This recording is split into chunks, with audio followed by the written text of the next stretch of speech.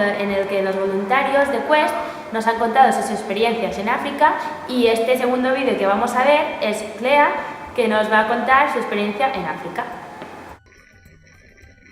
Hello, my name is Claire, and last summer I travelled out to Kenya to a small village called Mtito Ande, which is on the main highway between Nairobi and Mombasa. A group of 15 of us went out from the UK, and we went with Questoverseas, and we're working with ASDF, which is Africa Sandown Foundation. We were over there for 5 weeks, and the first 4 weeks we were working with rural communities near Mtito Ande to help them build sand dams. You may have seen in the news last year that there was quite a severe drought in Kenya. A lot of the worst areas of the drought were up in the north of Kenya, but the southeast of Kenya, which is where we were, was also affected by the drought. So we were building sand dams with the communities out there. Basically what a sand dam is, it's a small scale dam that's built out of concrete, and then the sand collects behind it, so that then in the subsequent rainy seasons the sand gets saturated with water, and it kind of acts like a sponge to keep the water in, so that then in the dry season the communities can go in and collect the water and have a good supply of water for drinking, and also to help them grow crops. It was definitely a tough 4 weeks. Definitely built some good abs, although they've kind of disappeared now. And it was really great fun working with the 4 communities. They were really welcoming. They were teaching us how to sing and dance, and we were trying to teach them some of our songs, and it was just a really good spirit, and they really helped motivation to build the dams. And we managed to build the 4 dams, which was pretty impressive. We broke a few ASDF records and Quest records, which was great. And at the end of the 4 weeks, the 4 communities had a bit of a celebration for us to kind of say thank you for the work we've done, and it was just great to see that they were really appreciative of what we had done and how we had helped them. And it was the first time I really gained a sense of the good work that we were doing, and what a difference it was going to make to their lives and some of their children's lives. Some of their children had been on the dam sites as well, helping us. So it was just really great to see that we'd helped them, and also to see that the local people out there wanted to help themselves. It's a sustainable project, so it will keep helping them for the future. And it was really great. And one of our team leaders, Rich, he has recently been back out and has sent through a picture of one of the dams, the first dam, Malaika Dam, and it's just absolutely overflowing with water, which is just so brilliant to see. And it was just a really great experience, and it was just fantastic. So yeah, water is definitely essential for life. It's important, we all need it to live, and it was great to be able to make a difference in some people's lives to help them secure water. We just turn it on at the tap and it just comes out no problem. So it's really great to help other people get a more sustainable access to water. Thank you, bye! Hi, my name's Rose. I work for Questoverseas. I was working in 2009 on our water relief project based in Kenya.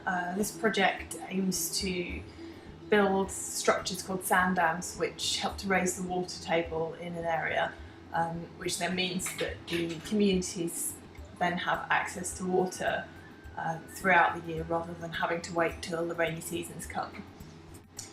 After the rainy seasons have come, the water that rains down doesn't simply just flow away, it actually gets stored within the land and can be kept there sort of throughout the year. What struck me most when I first went over there and first met the people in the village of Manathi where I was staying was how much the lack of water had affected every aspect of life. So the things that you think about most, water most affecting is just your daily, obviously your daily drinking use and needing to wash. The amount of water being used by the communities is severely limited by the fact that there hadn't been rains or not proper rains for the past 2 years, which meant that they were massively reducing the amount of water they were using. So drinking less, washing less, just using less and less for everything. Obviously with the drinking that has obvious effects on health and the ability to fight off disease.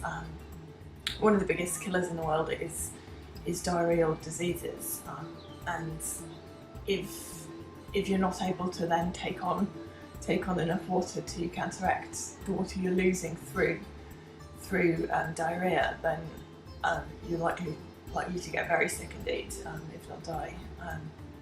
Another fact that I saw and that people explained to me was the effect that it had on their animals, which wasn't necessarily something I'd thought about so much before I went over to Kenya. Obviously with the restricted water, it meant that they were able to give their animals less water to drink, but also they were able to grow less food for their animals, and sort of less and less grass and crops that the animals eat were growing at all. Obviously this led to goats and cattle just getting thinner and thinner. It was really, some of the animals were really painful to see because they were so thin, with the ribs sort of jutting right out. So obviously as the animals are dying, it means that's another source of income and another source of food for the families that have them, that's just being taken away. The lack of water is also affecting the fact that people can't grow crops. That's maybe the biggest impact in a mainly agricultural area, because the crops not only provide the families with their own food, but they're also the means by which perhaps the family gets their only income. Obviously income, food, health, everything is affected from this really basic lack of access to water. That was what was so kind of great about working on a water relief project, because you knew that the work you were doing was going to make an enormous difference in literally thousands of people's lives. One of the things that we first do when we arrive in country with a team of volunteers is to take them around to see some old dam sites, and that really strikes it home how much difference they can make. It's just a brilliant project, I think. Really pleased to have been involved in that, and hope to continue to be involved in helping provide water for people that currently are really struggling with that.